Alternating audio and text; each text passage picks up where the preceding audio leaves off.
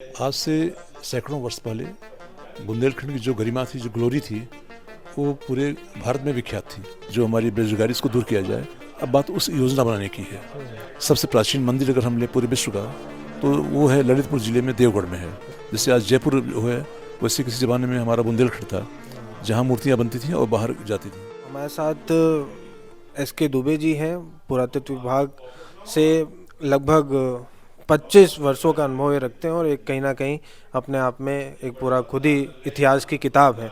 तो हम इनसे बुंदेलखंड के बारे में जानेंगे कि आखिर कैसे बुंदेलखंड पिछड़ गया कुल मिलाकर। सर, बहुत बहुत स्वागत है आपका बुंदेलखंड चैनल पे। धन्यवाद। तो सबसे पहला सवाल सर यही रहेगा कि क्यों हम जो है आज भी पिछड़ापन का पर्याय बना हुआ है बुंदेलखंड। एक्चुअली बुंदेलखंड अगर देखा जाए तो पिछड़ा नहीं था। आज से सैकड़ों वर्ष पहले बुंदेलखंड की जो गरिमा थी, जो ग्लोरी थी, वो पूरे भारत में विख्यात थी। वहाँ पर लगभग 1000 वर्ष पुरानी जो भी सभ्यताएं हमको मिल रही हैं, जो मूर्तियाँ मिल रही हैं, जो मंदिर मिल रहे हैं, वो इतने अद्भुत बने हुए हैं, तो उसको देखकर ये नहीं कह सकते कि 1000 साल पहले से हमारा बुंदेलखंड पिछड़ा हुआ था। आज भी पर्याप्त हमारे पास फर्टाइल लैंड है, बड़े सुंदर सुंदर पर्यटन स्थल हैं, वाटर बॉडीज हैं, नेचुरल ब्यूटी है और आपका फर्टाइल लैंड्स हैं। इसके बावजूद भी पिछड़ा कहना ठीक नहीं है। अब यह है कि उन संसाधनों का किस प्रकार से हम इसको प्रयोग करके जो हमारी बेरोजगारी, इसको दूर किया जाए। अब बात उस योजना बनाने की है। जहाँ तक पर्यटन का सवाल है, तो हमारे पास बड़े दुर्लभ स्थल हैं पर्यटन के रूप में। जैसे सबसे प्राचीन मंदिर अगर हम ले पूरे विश्व का, तो वो है ललितपुर जिले में, देवगढ़ में है।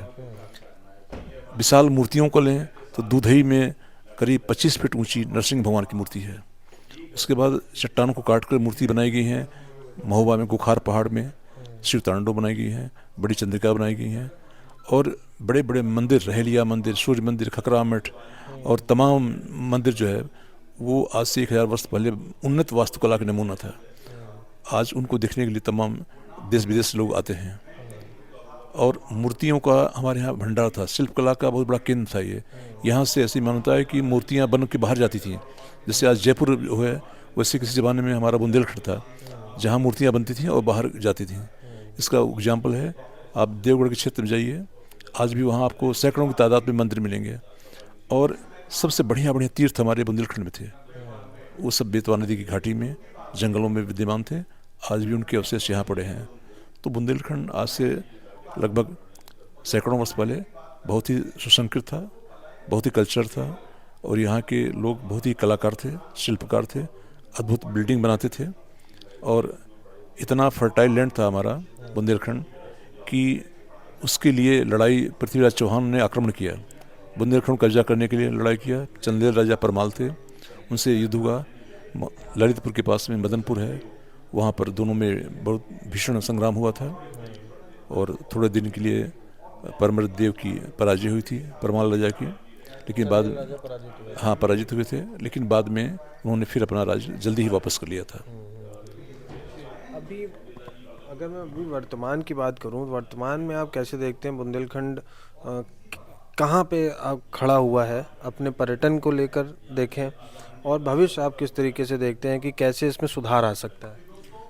देखिए, पर्यटन की बातें तो बहुत लोग करते हैं, एक फैशन हो गया पर्यटन की बात करना, लेकिन उस पर एक बहुत ही कंक्रीट रूप से काम करने की बहुत आवश्यकता है। उसका एक हमारे पास एग्जाम्पल है, ब्रज तीर्थ विकास परिषद। माननीय मुख्यमंत्री जी ने वहाँ पर इसकी स्थापना की और उसका परिणाम एकदम सामने 2-3 सालों में चमत्कार हो गया। वहाँ पर जो काम कभी नहीं होते थे, उस पर सारे काम हो रहे हैं। तो उसी प्रकार से बुंदेलखंड का अगर वाकई में विकास होना है, करना है, तो हमें बुंदेलखंड पर्यटन एवं संस्कृति विकास परिषद बनाने की आवश्यकता है और जो माननीय मुख्यमंत्री जी के हाथ में कमान हो।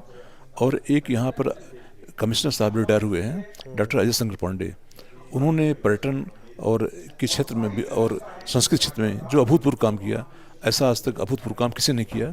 अगर उनको भी उस परिषद में शामिल किया जाए, तो मैं देखता हूँ कि 1 साल में वो परिणाम दिखाई देने लगा। चलिए, बहुत अच्छा सर, हमसे बातचीत के लिए बहुत बहुत धन्यवाद और उम्मीद करते हैं कि सरकार इस ओर ज़रूर ध्यान देगी और बुंदेलखंड में पर्यटन को बढ़ावा देने के लिए भरसक प्रयास करेगी, जो कि लगातार जारी है, लेकिन अभी तमाम काम करना बाकी है। बहुत बहुत धन्यवाद। खबरों की दुनिया से लेकर संघर्षों की कहानी तक, क्षेत्रीय खबर और संस्कृति के संग बुंदेली माटी से बना एक अंग। बुंदेलखंड 24/7, स्वतंत्र बुंदेलखंड, सफल बुंदेलखंड।